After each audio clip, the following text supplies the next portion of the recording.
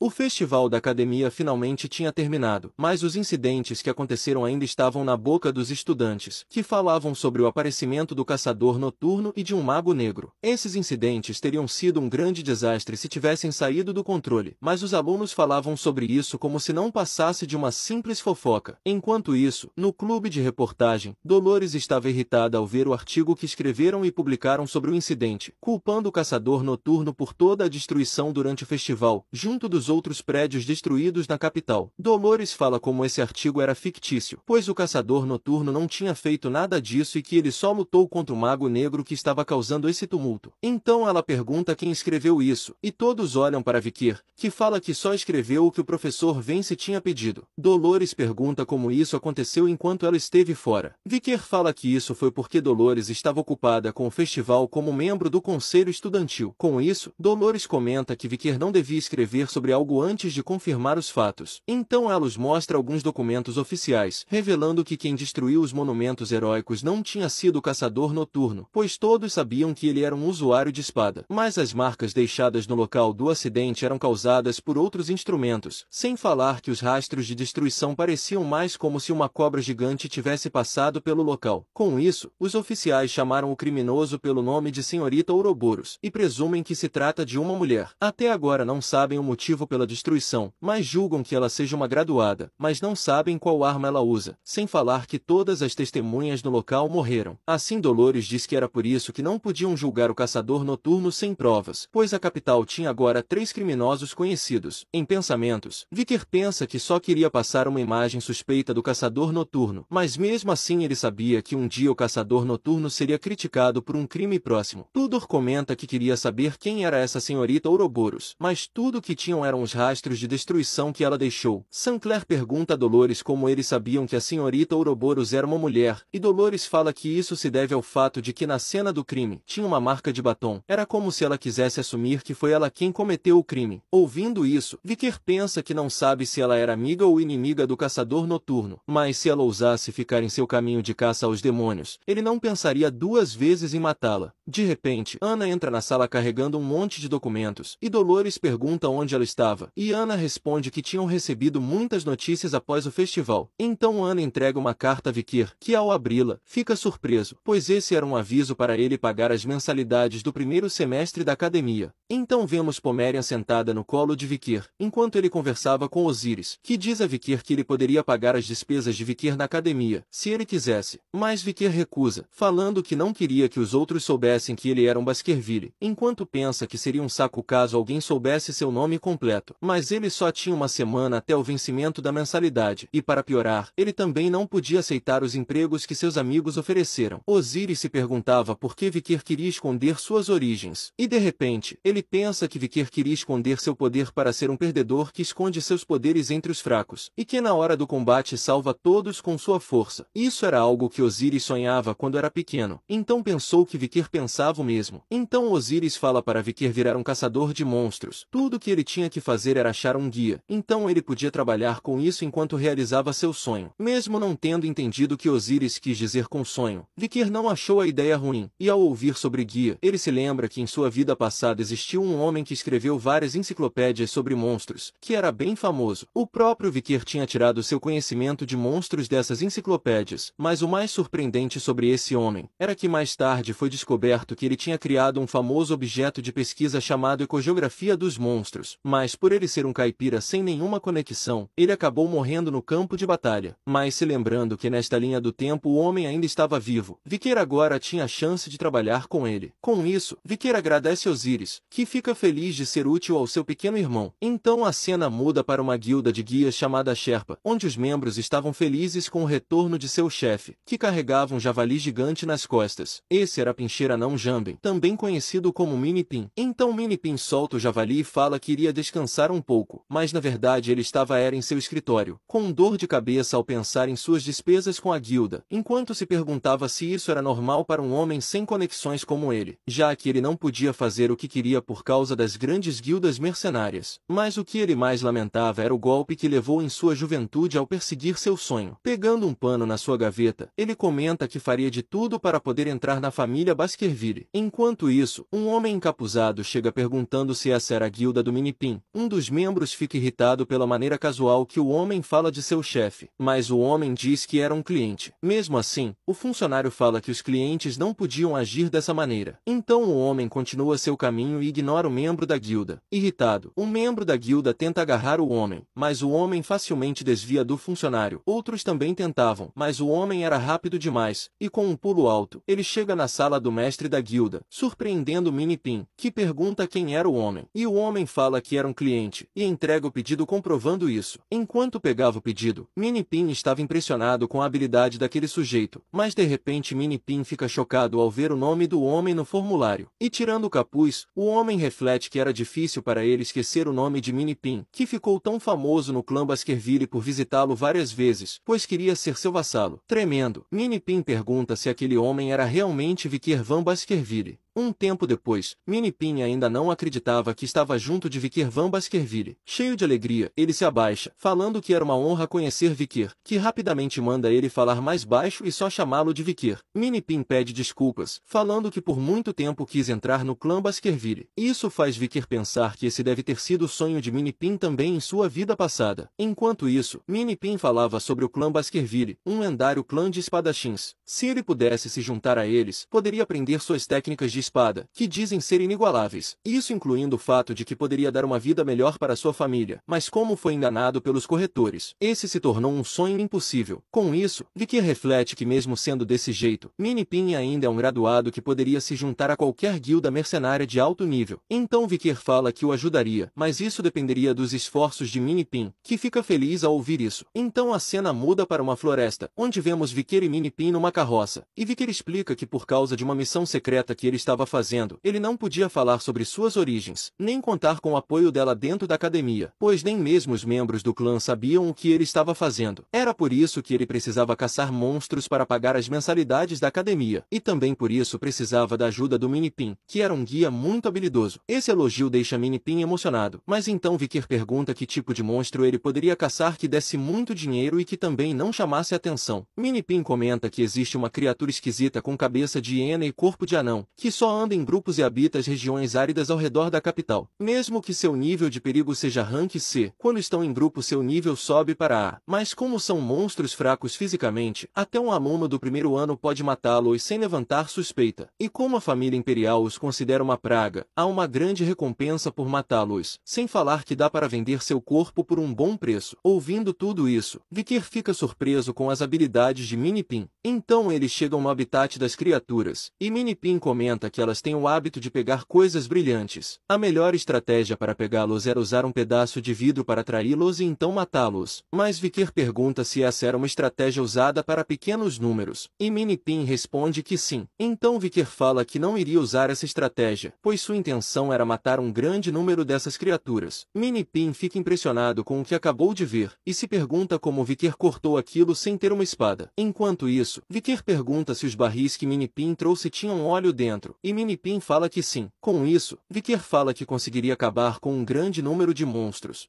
Mais tarde, vemos os dois olhando para uma caverna onde se encontravam as criaturas. Ao se aproximar da caverna, Viker vê a enorme quantidade de monstros. Enquanto Minipin se perguntava como Viker iria matar todos, já que haviam vilarejos próximos que esses monstros poderiam invadir, caso não fossem completamente exterminados. Minipin estava muito curioso em saber o que Viker estava planejando. Enquanto isso, Viker refletia que aquela caverna tinha 3 entradas, e a em que estavam era a mais profunda. Com isso, ele toca no chão e sua aura começa a se espalhar, enquanto pensa que o motivo de mestres espadachins serem conhecidos como super-humanos era porque podiam sentir a aura com mais clareza, algo que Viker notou após atingir esse nível. De repente, um grande tremor acontece na montanha, surpreendendo Minipin, enquanto um grande número de criaturas correm até a saída onde Viker estava, mas vários barris de óleo são jogados nelas, as atingindo em cheio. Viker comenta que não esperava ter que usar a mesma estratégia que usou contra Madame, mesmo que naquela vez tenha falhado, mas desta vez não irá falhar, pois agora ele estava enfrentando apenas criaturas fracas. Então ele lança uma tocha na caverna, causando um enorme incêndio, enquanto pensa que o motivo de o fogo ser tão destrutivo em áreas fechadas é que ele se espalha, e a fumaça vira um veneno mortal. Como Viker destruiu as outras passagens, a fumaça não tinha como sair, fazendo com que ela matasse todos os monstros dentro da caverna. Enquanto isso, Minipin fica surpreso surpreso com a crueldade e mente calculista de Vickers, pensando que isso era ser um Baskerville, e comenta quão incrível ele é. Um tempo depois, Minnie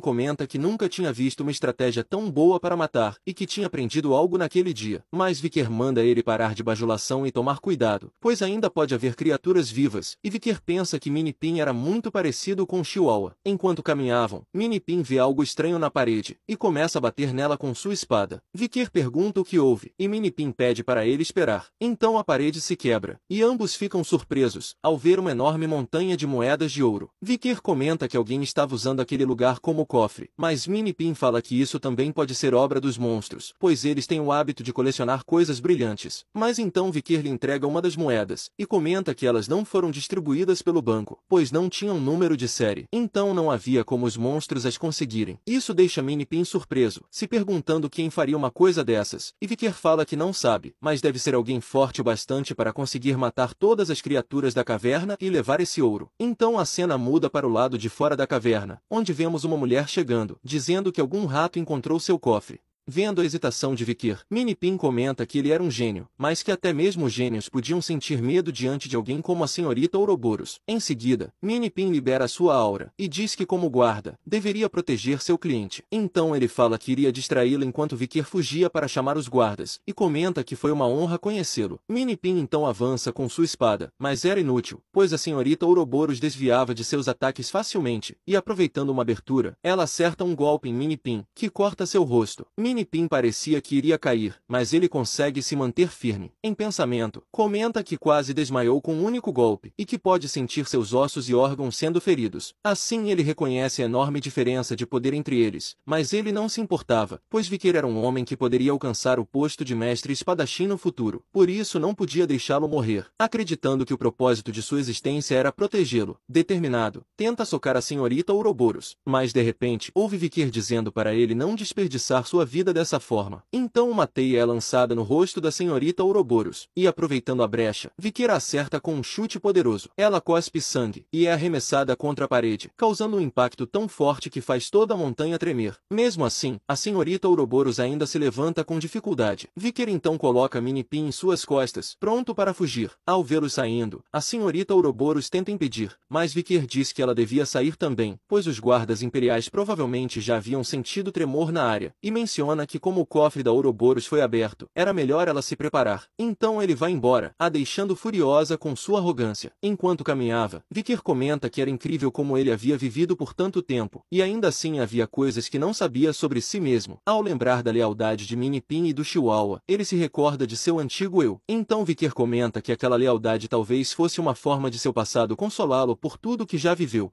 Voltando para a academia, o professor Vence estava preenchendo a papelada da academia, mas de repente alguém bate na porta, e vemos que era Dolores, que queria falar sobre seus colegas estudantes que não poderiam estudar no segundo semestre por não terem condições de pagar as mensalidades, e que precisavam de uma bolsa de estudos. Ela também menciona que várias pessoas que tinham bolsa de estudos, na verdade eram ricas, mas mentiam dizendo que eram pobres. Por isso, pede que o professor reavalie essa situação. Ouvindo tudo isso, Vence comenta que as bolsas de estudos foram dadas seguindo as regras da academia, e que como presidente do conselho estudantil, Dolores devia saber disso e seguir as regras. Mas Dolores fala que era por ela ser presidente do conselho estudantil que ela tinha que falar pelos alunos. E Vence pergunta se Dolores iria dobrar seu salário, já que queria dobrar o seu trabalho, irritando Dolores. De repente, Vickers entra na sala. Vence se irrita por Vickers ter entrado sem bater, e pergunta se o pai dele nunca lhe deu educação. Ouvindo isso, Vickers se lembra de seu pai falando o lema do clã. Vence pergunta o que Vickers veio fazer em sua sala, e Vickers fala que veio pagar suas mensalidades, mostrando uma enorme quantidade de ouro, surpreendendo Vence, que pergunta como Vickers conseguiu esse dinheiro, e Vickers fala que quando foi caçar, ele parou um tempo para descansar, e uma brasa da fogueira acabou incendiando uma caverna que tinha vários monstros. Vence diz que isso não faz sentido, mas Vickers responde que o professor poderia confirmar a história com um guia que o acompanhou. Então Vickers pergunta se podia pagar as mensalidades com essa quantia, e Vence fala que sim, e que só uma pequena parte desse dinheiro já já pagava todos os 4 anos dele na academia. Com isso, Vicker comenta que o restante ele usaria para pagar as mensalidades dos estudantes que não têm condições de arcar com os custos. Vince pergunta se Vicker queria doar o resto do dinheiro somente para poder se exibir, mas Vicker fala que não, que queria fazer uma doação anônima, e que a única condição para receber essa bolsa seria que os alunos tivessem um grande número de horas como voluntários nos orfanatos. E Vicker fala que queria que o nome da bolsa fosse Perry, deixando Dolores completamente surpresa. No dia seguinte, todos comentavam sobre o ocorrido das mensalidades pagas. Em pensamentos, Dolores se perguntava quem era Vicker de verdade, pois o que ela sabia era que ele é inteligente, esforçado e tem bons amigos. Ela menciona que ele parece ser alguém frio, mas por dentro parece ser alguém diferente. Então ela se lembra de Perry, a menina sacrificada por Dantalian, mencionando o fato de Vicker ainda se lembrar dela. Depois disso, Dolores decide ter uma conversa com Vicker, e ao chegar em seu quarto, somente Pig estava lá. Ela observa o quarto, e Pig comenta que era bem vazio, já que Vicker não tinha muitas coisas no quarto. Era como se ele fosse embora a qualquer momento. Ouvindo isso, Dolores vai embora, enquanto Pig se pergunta que reação foi aquela, e se tinha algo acontecendo entre Vicker e Dolores. Em uma estação de trem, vemos Bianca animada, pois fazia tempo que ela não saía da academia, mas Tudor comenta que eles não estavam saindo de férias, e sim indo para um campo de batalha. Mas Bianca comenta que não estava preocupada, pois sabia que a Academia Colossal seria melhor no teste de sobrevivência. O teste de sobrevivência consistia em uma competição entre as 4 academias do Império: a Academia Colossal, especializada em diversas áreas de educação, o Centro de Treinamento Varangian, a Academia Feminina de Temícera, também especializada em diversas educações, e por fim, a Torre Mágica, especializada no treinamento de magos. Nesse ano, a competição aconteceria na Torre Mágica, por isso Tudor e seu grupo estavam se dirigindo até a cidade de Dortesmire, onde a torre estava localizada. Logo a estação anuncia a chegada do trem, e Pig fica animado, pois seria sua primeira vez pegando um trem. Mas Bianca chama a atenção de todos, comentando que não poderiam entrar de qualquer jeito, já que naquele trem também estariam os estudantes das outras academias. Por isso, eles tinham que mostrar confiança na frente dos rivais. Mas de repente, os alunos das outras academias aparecem, todos sorrindo com confiança. Ao vê-los, Tudor comenta que a atmosfera ao redor parecia ter mudado. Logo ele nota que os alunos do Centro de Treinamento Varangian estavam olhando com raiva para Sancho. Pig pergunta o motivo, e Tudor explica que provavelmente era porque Sancho ficou em primeiro lugar no teste do Centro de Treinamento Varangian, mas escolheu ir para a Academia Colossal. E Bianca comenta que se fosse por isso, os alunos da Academia Feminina de Temícera e da Torre Mágica também deveriam ter raiva de Sancler, já que ela ficou em primeiro lugar em ambas. Logo eles entram no trem, comentando que naquele ano a maioria dos estudantes que participariam era do primeiro ano, e que o importante agora era ficarem entre os 10 primeiros lugares na competição, pois isso permitiria que eles pegassem um item no armazém de uma das 4 academias. Por isso, eles tinham que se sair muito bem na competição. Mesmo assim, Bianca não demonstrava preocupação, pois não acreditava que seu grupo pudesse perder.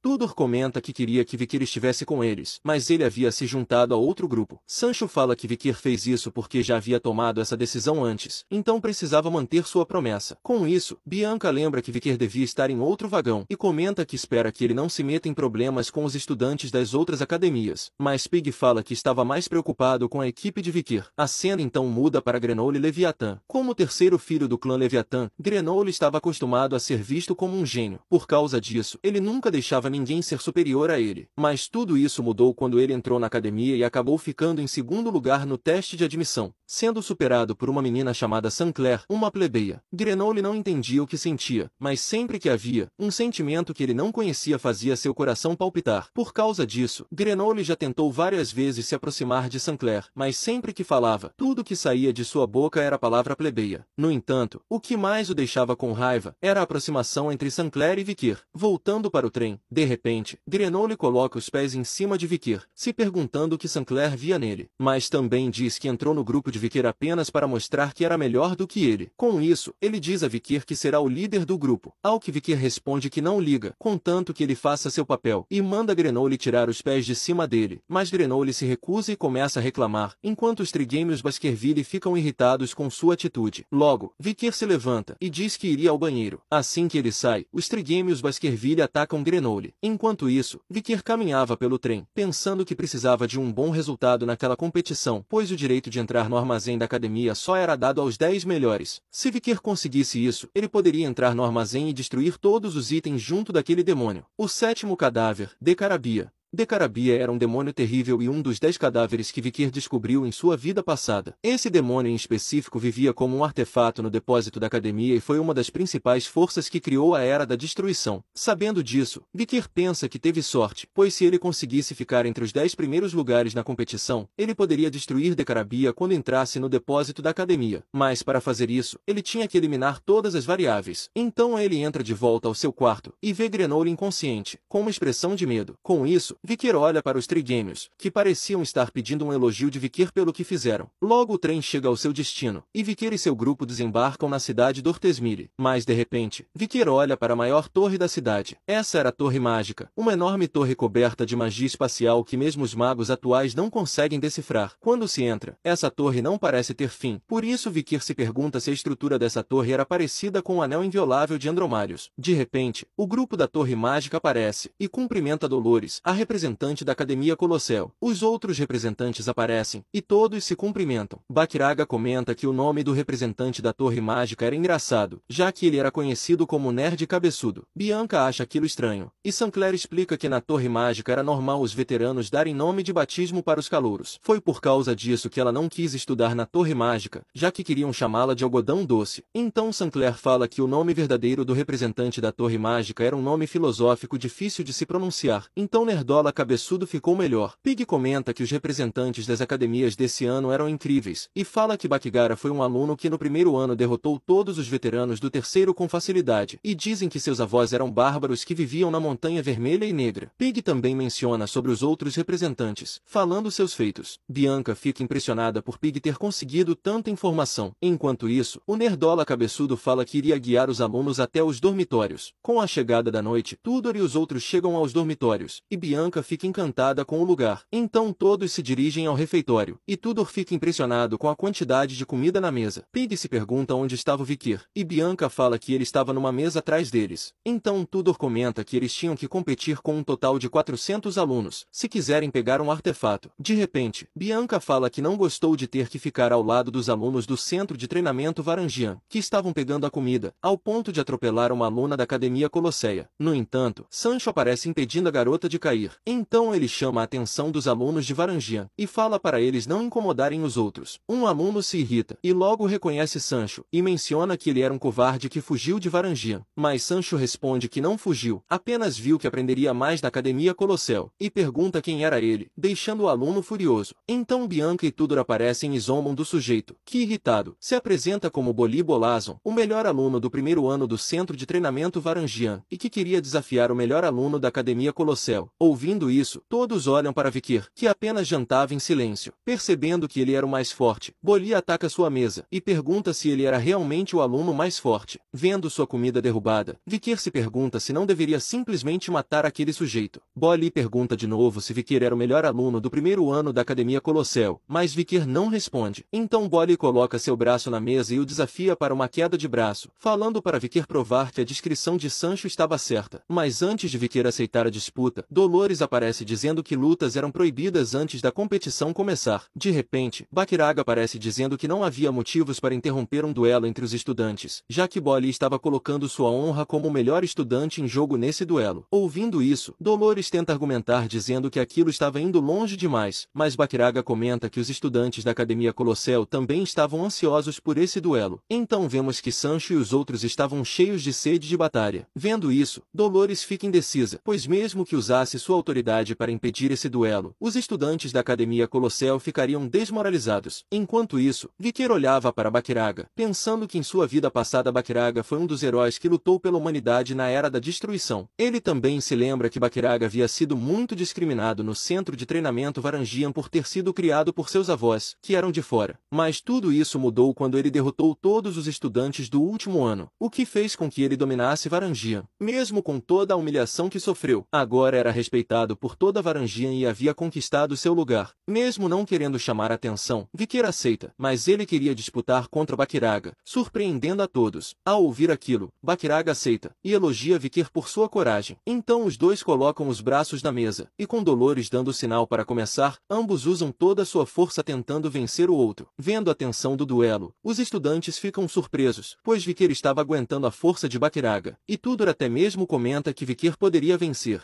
Enquanto isso, Bakiraga estava surpreso, pois no começo pensou em pegar leve com Vikir por causa de sua aparência, mas assim que o duelo começou, Vikir o dominou, aplicando uma força enorme no tríceps e no ombro. Mesmo que Bakiraga fosse maior que Vikir, ele foi superado por uma técnica perfeita. Parecia que Bakiraga estava tentando empurrar uma montanha. Com isso, Bakiraga comenta que Vikir não era um aluno normal do primeiro ano, e que ele parecia ter experiência em lutas de verdade. Então ele pergunta quem era Vikir. Ouvindo isso, Vikir começa a falar na língua dos bárbaros que ele era um caçador, e passou boa parte de sua vida na tribo Balak. Com isso, Vikir coloca mais força em seu braço, o que faz a mesa quebrar com a pressão e cria uma nuvem de poeira. Logo vemos Vikir sentado no chão, e Bakirag espantado, pronto para admitir a derrota, mas Vikir o interrompe dizendo que ele havia perdido. Com isso, os estudantes ao redor começam a gritar, dizendo que Vikir era incrível, mesmo tendo perdido. Entendendo as intenções de Vikir, Bakirag estende a mão para ele, e fala na língua dos bárbaros, que os bárbaros tinham orgulho de ter um guerreiro como Vikir. Vendo o reconhecimento de Bakiraga, Tudor e os outros ficam animados, e Pig comenta que mal pode esperar pelo começo da competição. Então após esse evento, todos voltam para seus quartos, e logo o dia que todos estavam esperando finalmente chega. Na sala principal da Torre Mágica, vemos o mestre da Torre Mágica, a Baleia Azul, conversando com a diretora da Academia Temícera, Hippolyte, o líder do Centro de Treinamento Varangian, Basílios, e o vice-diretor da Academia Colossel, Vence Morgues. De repente, Hippolyte comenta como acha misterioso o globo ocular da Torre Mágica, que permitia ver onde todos os 400 alunos estavam. Então a Baleia Azul comenta que o local da disputa desse ano seria nas Montanhas Vermelha e Negra, e se pergunta quantos estudantes sobreviveriam nessa montanha infernal.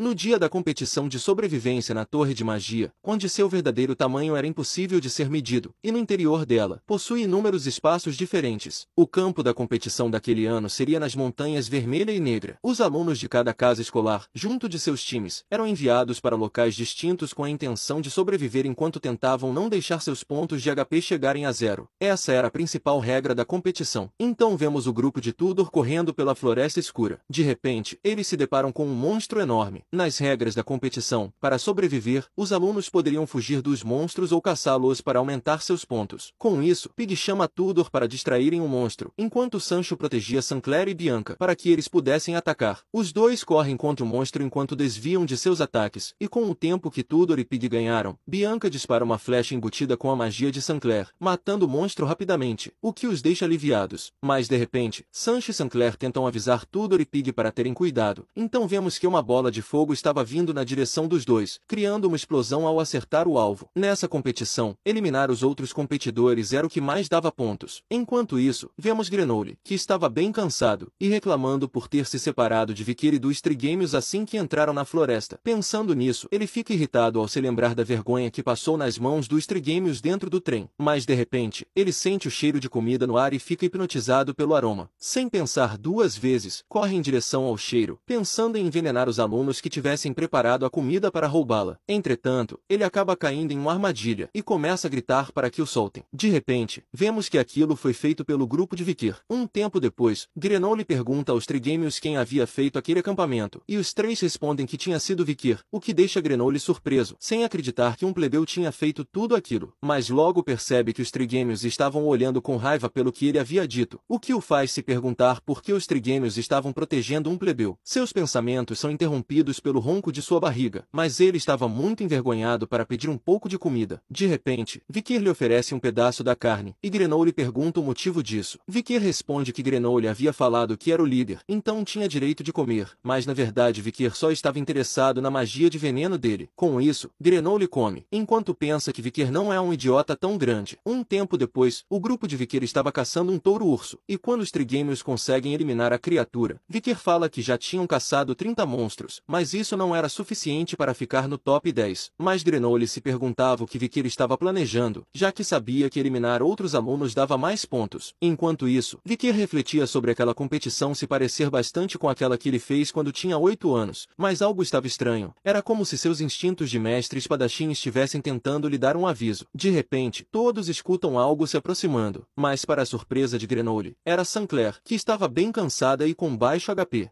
Enquanto isso, na sala de vigilância da Torre Mágica, vemos que a Torre Mágica liderava a competição. Vendo isso, os líderes das outras academias zombavam, dizendo que seus alunos haviam eliminado a maioria dos membros do primeiro ano da Colossel. O mestre da Torre Mágica comentava que o nerdola cabeçudo estava começando a mostrar suas habilidades, e que pelo visto a Colossel não teria chance de vencer esse ano. Mas logo ele percebe que Vence não parecia estar prestando atenção ao que diziam, então pergunta no que ele estava pensando. Com isso, Vence questiona se o mestre da torre realmente achava que aquele campo de treinamento era seguro. O mestre pergunta o que ele queria dizer, e Vence explica que a Montanha Vermelha e Negra não era um lugar comum, e que a torre havia projetado um local restrito nas profundezas da floresta. Com o passar do tempo, não só a topografia e os tipos de monstros começariam a mudar, como até mesmo entidades de alto nível poderiam aparecer, algo com que os alunos teriam dificuldades para lidar. A família Morgues havia relatado a existência de um monstro de ranking muito alto naquele local, responsável por várias baixas. Vence então pergunta se um monstro tão poderoso aparecesse, a torre teria como proteger os alunos. O mestre da torre responde que também ouviu esse rumor, mas que não acreditava nele, já que veio dos Morgues, considerados inimigos da torre. Segundo ele, o nível dos monstros estava ajustado entre o de um espadachim de baixa patente e o de um mago de quarto círculo. Monstros mais fortes só surgiriam se houvesse um mago de sétimo círculo, ou um mestre espadachim por perto, algo que ele considerava impossível para qualquer aluno. Mesmo assim, afirma que caso algo aconteça a competição será imediatamente suspensa, e que sempre que o HP de um aluno chega a zero, ele é automaticamente teletransportado para o salão principal. Por isso, o mestre da torre diz que as preocupações de Vence não passam de desculpas por estar perdendo. Vence se irrita com aquelas palavras, mas o mestre da torre apenas diz que ele está desperdiçando seu tempo se preocupando com algo impossível de acontecer. Vence então resmunga, chamando o mestre da torre de teimoso.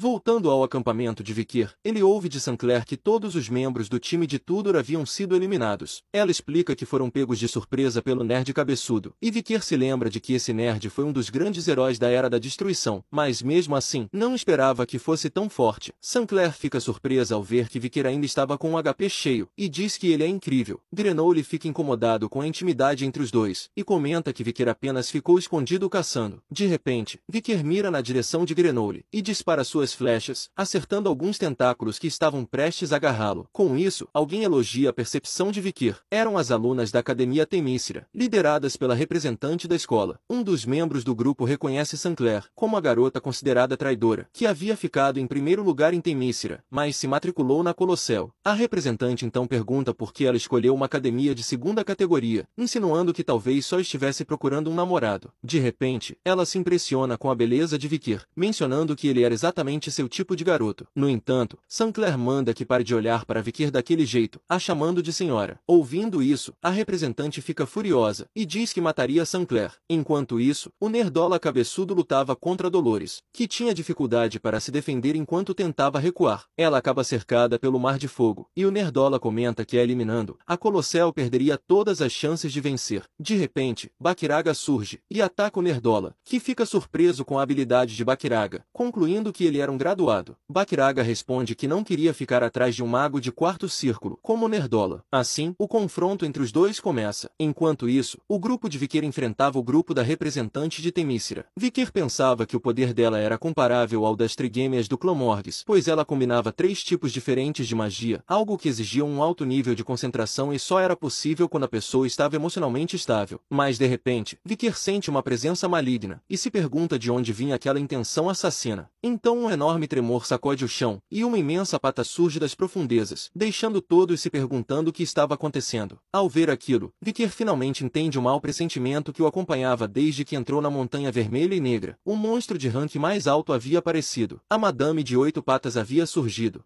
A Madame solta um enorme rugido, que causa uma devastação na floresta. Enquanto isso, o grupo de Vikir começa a correr para escapar da destruição. O grupo da representante da Academia Temícera também tenta chamá-la para fugir, mas a representante está apavorada demais para conseguir se mover. Ao olhar para Madame, Vikir se lembra de que em sua vida anterior, ela não passava de uma lenda fantasma, transmitida ao longo dos anos. Somente após várias investigações ela foi finalmente incluída na Enciclopédia de Monstros do Império. Mas naquela época, não havia qualquer evidência evidência pública de sua existência, ou seja, não fazia sentido ela ter aparecido na Torre Mágica, a não ser que essa seja uma variável causada pelo próprio Vikir. Então a madame ataca a representante de Temícera, que continua paralisada de medo. Sua amiga consegue defendê-la, mas o ataque foi forte demais, a fazendo desmaiar. A madame se prepara para continuar, mas sente a presença de um grande número de sinais de vida mais adiante, e rapidamente corre até lá, deixando Grenouille aliviado por aquele monstro ter ido embora. Enquanto isso, Vikir se pergunta por que a administração da Torre Mágica ainda não pausou o teste, já que não fazia sentido permitir que os alunos continuassem diante de um monstro tão perigoso. A representante de Temícera corre até sua companheira, e nota que seu HP estava zerado, mas ela ainda não havia sido teletransportada para fora. Ou seja, mesmo com o HP no zero, ninguém conseguia sair daquela floresta. Ouvindo isso, Grenouille entra em desespero, acreditando que os administradores haviam abandonado todos os estudantes para morrer ali. De repente, Dolores e os outros chegam, perguntando se todos estavam bem. Enquanto isso, todos os professores estavam preocupados com seus alunos, mas o mestre da torre pensava apenas em vencer a competição. Vendo aquilo, Vence se enfurece, e ordena que ele interrompa o teste imediatamente, mas o mestre da torre responde que não pode fazer isso, pois até a magia da torre tinha limitações, e convocar um monstro daquele nível fez o sistema do teste sobrecarregar. Então Vence pergunta se não havia nada que pudessem fazer, e o mestre da torre responde que se o monstro fosse derrotado, o sistema poderia voltar ao normal.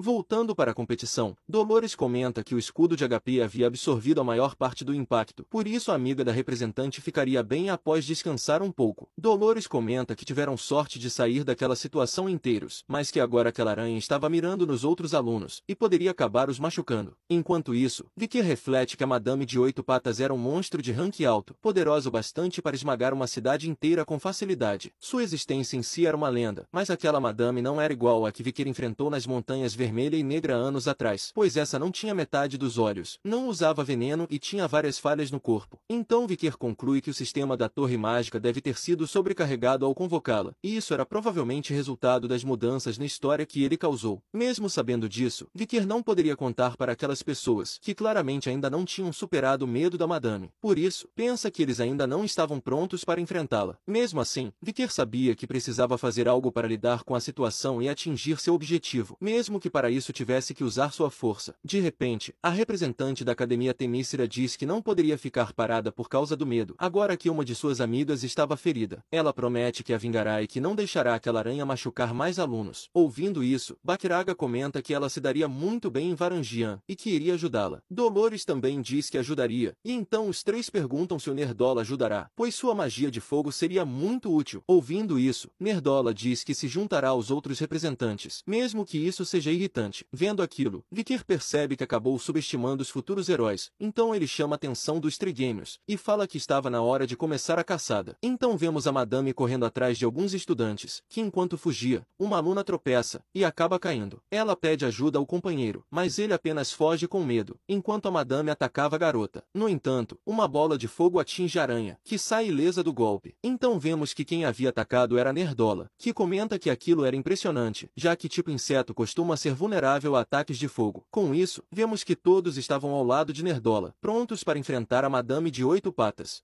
Então Nerdola continua seus ataques. Enquanto isso, ele lembra que o mais velho dos Trigêmeos comentou que chamas normais não eram capazes de quebrar a defesa da Madame de 8 Patas. Apenas as chamas do inferno poderiam fazer isso. Ele então explica que a defesa do corpo da Madame era quase impenetrável, e mesmo suas patas, que eram as partes mais fracas, não eram bons alvos, pois outra pata nasceria no lugar. Por isso, eles precisavam focar em atacar as partes enfraquecidas do corpo da Madame. Mas se nada disso funcionasse, o mais velho dos Trigêmeos orienta Nerdola a continuar chamando a atenção da Madame, enquanto os outros procuravam outra fraqueza. Nerdola agradece e pergunta como ele sabia dessas informações sobre a Madame. O mais velho diz que já havia visto essa aranha antes e anotado informações sobre ela. Enquanto isso, a Madame usa suas patas para atacar o grupo de Nerdola, que rapidamente grita dizendo que já tinha conseguido chamar a atenção da criatura. Ouvindo isso, a representante usa sua magia, dizendo para deixarem isso com ela. Então ela cria várias raízes mágicas que prendem a Madame. Com isso, os trigêmeos, junto de Bakiraga, atacam o corpo da aranha, levantando uma nuvem de poeira. Ninguém conseguia ver a madame, mas Bakiraga diz que sentiu sua espada acertar o alvo. De repente, todos veem a madame, completamente lesa e com suas patas já regeneradas. A madame começa a destruir tudo ao redor, e Sancler usa um escudo para todos, enquanto o outro grupo é forçado a recuar. Nesse momento, o mais velho dos trigêmeos se lembra de uma conversa com Vikir, em que havia perguntado se a estratégia proposta por ele poderia realmente matar a madame. E Vikir fala que não, e explica que todos no grupo já haviam sentido a força daquela criatura e o medo da morte ao vê-la. Mas o que realmente os fazia tremer não era só isso, era o fato de, mesmo tendo poder para proteger quem amam, ainda assim vê-los morrer por hesitação. Por isso, Vikir queria acreditar que poderiam vencer mesmo que fosse quase impossível. Ele queria apostar na vitória. Voltando ao momento atual, a representante tentava se defender de uma das patas da madame, quando de repente, alguém libera uma onda de aura no solo ao redor dela. Todos ficam surpresos. O mais velho dos trigêmeos reconhece aquilo como sinal que Vikir prometeu, e lembra que quando isso acontecesse, os trigêmeos deveriam ordenar um ataque total. Recordando isso, o mais velho grita para todos se prepararem e atacarem com força total. Enquanto isso, Vikir reflete, pensando que sabia que todos ali se tornariam grandes heróis, pois mesmo sendo fracos, eles não recuaram diante da madame, sempre seguiram em frente. Por isso, ele queria que fossem eles a colocar um fim naquela batalha, e para fazer isso, Vikir abriria um caminho para eles. Heróis não nascem, eles são escolhidos. Por isso, mesmo que Vikir abra o caminho, depende deles seguirem por ele. A flecha de Vikir destrói as patas da madame, enquanto todos avançam, a atacando de todas as direções.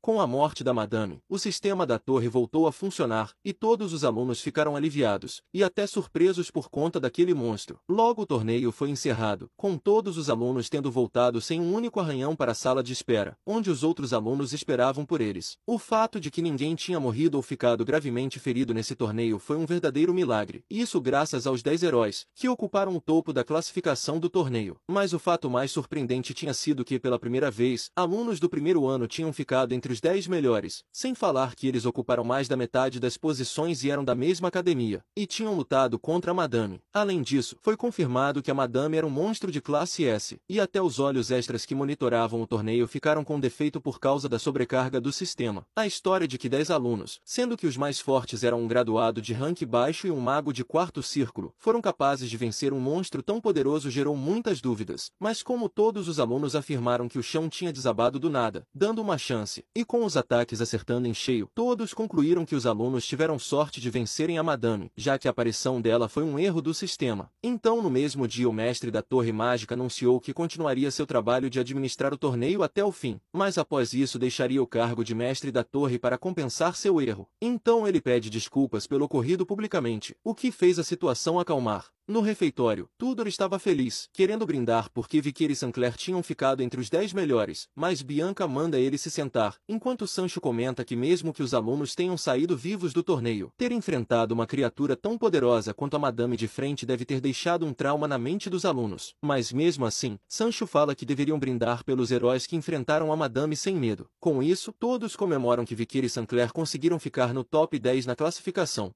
De repente, 2 alunos vieram agradecer por terem sido salvos por Vikir e Sancler. No entanto, um deles comenta que nunca imaginou ser salvo por um plebeu. Ouvindo isso, Bianca fica furiosa e tenta atacar os dois, mas é parada por Sancho. Enquanto isso, Vikir nota que Sancler parecia cabisbaixa após ouvir o insulto daquele aluno. Isso surpreende Vikir, pois normalmente ela tentaria mudar de assunto com um sorriso brincalhão. De repente, Pig começa a falar sobre a segunda fase do torneio, que consistia em um sistema de dope, onde os 10 melhores tinham que visitar a família imperial ou uma das 7 grandes famílias para cumprir uma missão, e aquele que completasse a missão poderia ganhar um artefato do armazém da 4ª academia. Bianca comenta que para não haver favoritismos, os membros das 7 grandes famílias ou da família imperial não poderiam pegar missões de suas respectivas famílias. Mas como Vikir e Sancler não eram membros de nenhuma das grandes famílias, eles não tinham com o que se preocupar. Mas Bianca fala que Vikir e Sancler poderiam pegar a missão de qualquer clã, menos do clã Baskerville, que era conhecido por ser impossível. Ao ponto de alguns alunos até terem sumido tentando completar essa missão. Com isso explicado, Bianca pergunta a Vicker qual missão ele escolheria. Então a cena muda para um trem em movimento. E dentro do trem, Vicker olhava para sua missão e comenta que ainda se lembra do olhar dos seus amigos quando falou sobre essa missão. Vicker havia dito que mesmo que ninguém admita, todos veem o clã Baskerville como um bando de loucos sedentos por sangue. Com isso, Vicker refletia que ao conseguir o selo de seu pai, finalmente estaria pronto para enfrentar o próximo cadáver. No entanto, havia algo que ele precisava entender, pois Hugo sabia da força de Vicker, e mesmo sabendo que ele mentiu, ainda assim o ajudou, e percebe que esse Hugo era muito mais difícil de compreender. Vicker não sabia o que aquilo significava, mas pretendia descobrir ao encontrar seu pai. No entanto, ele se assusta ao ver seu pai com o cabelo trançado, e logo pergunta o que havia acontecido. Hugo explica que foi Pomerian quem fez aquilo, e ao olhar ao redor, Vicker percebe que o escritório de seu pai estava cheio de coisas dela. Hugo comenta que ela estava esperando por ele, mas acabou ficando com sono e dormiu. Ele também menciona que Pomerian já passou da idade de gostar dessas coisas infantis, mas Hugo queria ser um bom avô e proporcionar a infância que ela nunca teve. Com isso, Vicker diz que recebeu a carta de Hugo, e pergunta desde quando ele sabia que Vicker escondia seu verdadeiro poder. Hugo explica que quando se atinge o ápice, a pessoa passa a enxergar o que os outros não veem e a sentir o que os outros não sentem. Em seguida, ele afirma que Vicker deve entender isso agora, já que se tornou um mestre espadachim. Com isso, Vicker reflete que sua raiva, desprezo e sede por vingança, sentimentos que carregava desde sua regressão, já eram conhecidos por Hugo há anos. Ainda assim, ele permitiu que Vicker se tornasse mais forte, sem fazer nada a respeito, e Vicker queria entender o porquê disso. Mas de repente, Hugo comenta que aquele uniforme ficou muito bem em Vicker, e pergunta se ele estava gostando da academia. Ao ouvir aquilo, Vicker sorri e pensa que sempre viu Hugo como seu mestre, mas aquela foi a primeira vez que o viu como um pai. Então ele responde que a academia era divertida.